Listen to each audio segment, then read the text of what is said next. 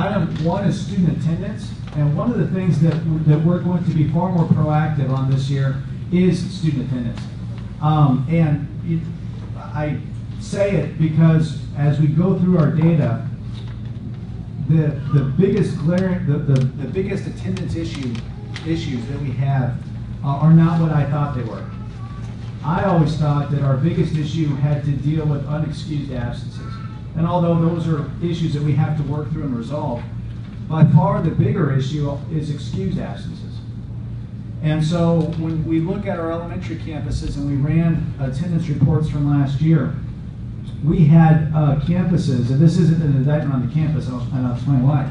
We had campuses that had hundreds of kids who missed 15 or more days a year that were excused. At the junior high and high school, we had even more significant excused.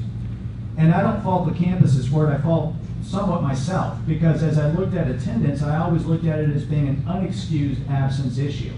And so we got truancy involved, and we got the Pinal count, and that's still important, so I'm not minimizing it. But we really hadn't taken a look at the excused issues. And the excused issues in some ways are far more problematic to us than the unexcused, because our policy says an excused absence is students are allowed to have the work made up, which is fair. But if I'm a teacher and I have 150 kids or 35 kids or 38 kids or whatever the number is, and our own system allows kids to miss 10, 15, 18, 20 days excused, and now I'm having to go back and get that work made up, at some point in time that just becomes almost overwhelming. And so part of what we want to do this year is to be more proactive in addressing and dealing with and communicating to parents excused absences. That we understand things happen in life, and I get that, and I'm not saying things don't happen in life, but there has to be a greater awareness on the part of our parents that the impact of them not bringing their children to our school is not financial. That's not a financial issue. It's an academic integrity, academic opportunity that's lost, because at some point in time those excessive absences just become overwhelming.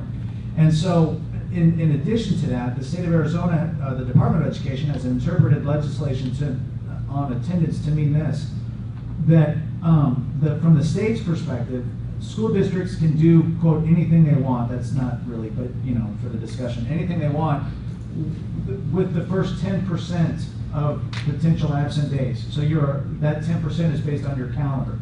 So we have 144 or 45 days in our calendar, so 10% of that would be 15, right? So a student, the first 15 absences of a student, we as a school district can define whether those are excused or unexcused or whatever the case is. After that 15, though, from the state's end, every absent becomes unexcused, regardless. So what winds up happening is that we wind up having potentially students who miss excused 15, 16, 18 days, and then they go on a family vacation for 8 days. Well, those 8 days now become unexcused days. So in addition to our desire to be more proactive on the front end, we're also being reactive to the state's interpretation of this attendance. So what we're in the process of creating is a system that notifies and informs parents on the urgency and need to be in school, and that's a fair thing. And whether, at the elementary level, notice we run our dialers, but notice on the 3rd absence, the 5th absence, the 8th absence, the 10th absence is all being communicated through letters that are generated, through conversations from the building principal, the counselor, the teacher. Gunny Mark Carradine gets involved not as a truant officer initially, but as another resource to help reach out to these families and say, it's important that your child's here. If there are some really extreme extenuating circumstances, then come in and let's talk about those, because life happens and we get that. But if the issue is that you're going to be gone, every other Tuesday for the next 6 months because you have a booth set up at the county fair, we can't do that. We just can't do that. And so how can we help you understand the importance of being here? And our hope is the number of those excused absences significantly gets reduced just because we're being more proactive in that discussion of excused absences. But I do know that there will come a point in time in which a student or a parent who has been communicated all along from the school about the importance of being here and notice, and that still doesn't bring their child to school. And then we're going to be at a crossroads. And so What I've asked the building principals to do is, after the 12th absence, on the 13th, to inform me, and I'll send them a letter that indicates further absences may result in a due process hearing.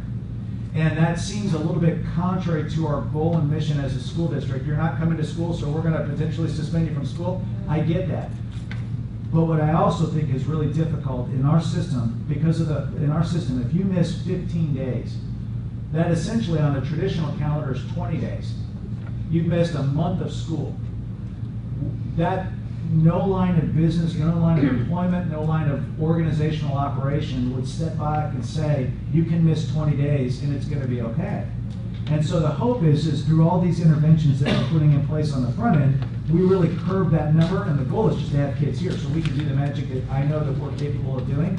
But if not, then at some point in time, there will be conversations that say, if you cannot get your child here, we will respectfully have to deal with you in a way that's different than how we have been, because we can no longer allow that to be a situation in which our teachers are just being overwhelmed with excused absences. So I'll bring back to you the next time we're together what that completely looks like, because we're in the process at the elementary, junior high, and high school formulating what those letters are going to look like and what that, so I'll bring it, but I wanted you to be aware of it because historically we as a district haven't paid attention to excused absences, and quite honestly those are the absences that are causing more difficulty for us than the unexcused. Questions? Did you, we're bringing this up now, so you're saying that even with that Friday off, people are not changing to make their appointments specifically on Fridays, or they're still taking them out for those long weekends, including, I mean, are we, No. do you see an improvement at this time from last year with the excuse? That's a good question, and I didn't run that. I just ran last year's data to take a look at what the magnitude might potentially be. The magnitude may be lesser this year, just inherently because of the reasons that you just said, and that would be a benefit. It'd be wonderful if we went from X amount last year down some because of the 4-day. I'm not so sure, though, that in some cases, with some situations, that the urgency and the need and the value of being here is as well understood as it needs to be. Right. And so, through lots of different channels, we're going to try to impress upon folks that urgency and that need. But honestly, to our teachers, there's an apology that I need to give because I was always assuming it was the unexcused. That pales in comparison to the excused. Right. So we've got to do a better job trying to motivate, communicate, and try to get those parents to understand the value of being here. But at some point in time, that may not work, and then we're going to have to go to a different approach.